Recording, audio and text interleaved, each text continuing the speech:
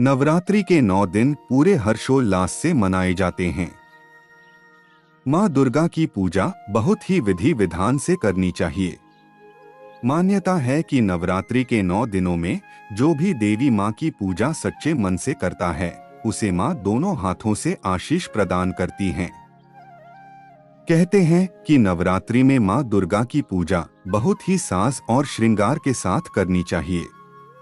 शारदीय नवरात्रि पर माँ दुर्गा के 9 रूपों की विधि विधान के साथ लगातार 9 दिनों तक पूजा अर्चना की जाएगी। नवरात्रि पर माँ दुर्गा की विशेष रूप से पूजा आराधना की जाती है। शारदीय नवरात्रि कैलेंडर 2023 के जरिए आइए जानते हैं माँ के 9 स्वरूपों के बारे में। पहला स्वरूप माँ शैलपुत्री।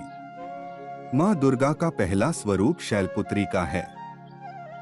पर्वतराज हिमालय के यहाँ पुत्री रूप में जन्म लेने कारण देवी शैलपुत्री नाम से विख्यात हुई। देवी का यह स्वरूप इच्छा शक्ति और आत्मबल को दर्शाता है। माँ शैलपुत्री को वृषोरूढ़ा, सती, हेमवती, उमा के नाम से भी जाना जाता है। घोर तपस्या करने वाली माँ शैलपुत्री सभी पशु पक्षियों, जीव की रक्षक मानी जाती हैं। माँ शैलपुत्री श्वेत वस्त्र धारण कर वृषभ की सवारी करती हैं। देवी के दाएं हाथ में त्रिशूल और बाएं हाथ में कमल सुशोभित है। ये माँ दुर्गा का प्रथम स्वरूप हैं। माँ शैलपुत्री को स्नेह, करुणा, धैर्य और इच्छा शक्ति का प्रतीक माना जाता है। दूसरा स्वरूप माता ब्रह्मचारिणी। नवरात्रि के दूसरे दिन माता ब्रह्मचारिणी की पूजा की जाती है। ब्रह्मा का अर्थ होता है तपस्या और चारिणी का अर्थ होता है आचरण करने वाली, यानी जो तप का आचरण करने वाली हो, उन्हें माता ब्रह्मचारिणी कहा जाता है। मान्यता है कि माता पार्वती के हजारों साल कठोर तप करने के बाद उनके तपेश्वरी स्वरूप को ब्रह्मचारिणी के नाम से जाना गया। वे इस लोक के समस्त चर और अचर जगत की विद्याओं की ज्ञाता हैं और सफेद रंग के वस्त्र धारण करती हैं। माता के दाहिने हाथ में जप की माला और बाएं हाथ में कमंडल रहता है। माँ ब्रह्मचारिणी को मिश्री, दूध, खीर, खोए की बर्फी और पंचामृत आदि का भोग लगाएं। तीसरा स्वरूप देवी चंद्रघंटा। नवरात्रि के तीसरे दिन माँ दुर्गा के तीसरे स्वरूप माँ चंद्रघंटा की उपासना की जाती है। माता चंद्रघंटा का स्वरूप साहस, वीरता और निर्भयता का प्रतीक है। उनका शरीर स्वर्ण की तरह चमकीला है और मस्तक पर घंटे के आकार का अर्धचंद्र बना है। उनके 10 हाथ हैं, जिनमें वे त्रिशूल, तलवार, खड्ग और गदा आदि शस्त्र धारण करती हैं। वे बाघ की सवारी करती हैं। पौराणिक कथा के अनुसार दैत्यों और असुरों के साथ युद्ध में देवी ने घंटों की टंकार से ही असुरों का नाश कर दिया था। माँ को दूध से बनी चीजों का भोग लगाएं। चौथा स्वरूप माँ कूष्मांडा। नवरात्रि के चौथे दिन माँ कूष्मांडा की पूजा की जाती है। माँ कूष्मांडा को सौरमंडल की अधिष्ठात्री देवी माना जाता है। माना जाता है कि माँ कूष्मांडा ने ही पिंड से लेकर ब्रह्मांड तक का सृजन किया था। शास्त्रों में माँ कूष्मांडा को अष्टभुजा देवी के नाम से भी संबोधित किया गया है। इनके हाथों में धनुष, बाण, चक्र, गदा, अमृत कलश, कमल और कमंडल सुशोभित है। 8वें हाथ में वे सभी सिद्धियों और निधियों को देने वाली जप माला धारण करती हैं। माता कूष्मांडा शेर की सवारी करती हैं। पंचम स्वरूप माँ स्कंदमाता। नवरात्र के 5वें दिन भक्तों को अभीष्ट फल प्रदान करने वाली माँ दुर्गा के पंचम स्वरूप माँ स्कंदमाता की पूजा करने का विधान है। ये देवी पार्वती का ही स्वरूप है।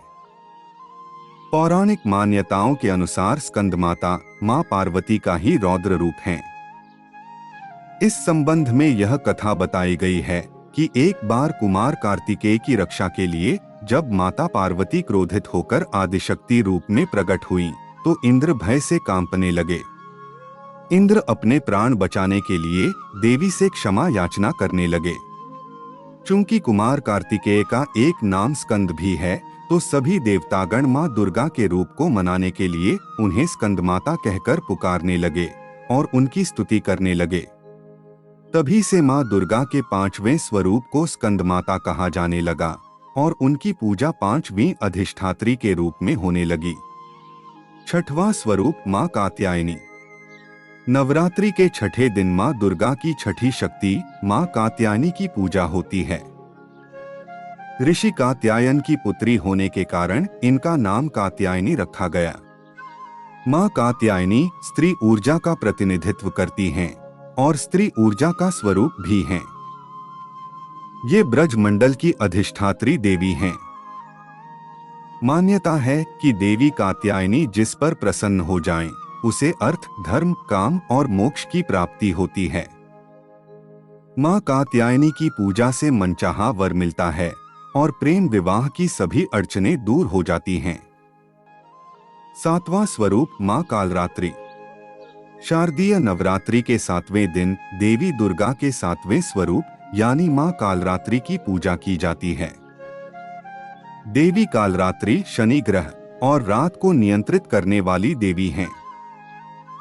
सप्तमी की रात सिद्धियों की रात कही जाती है और इस दिन तांत्रिक देवी की विशेष पूजा करते हैं।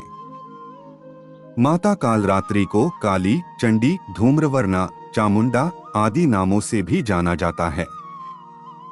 माता काली भूत, पिशाच, प्रेत और नकारात्मक शक्तियों का नाश करने वाली हैं।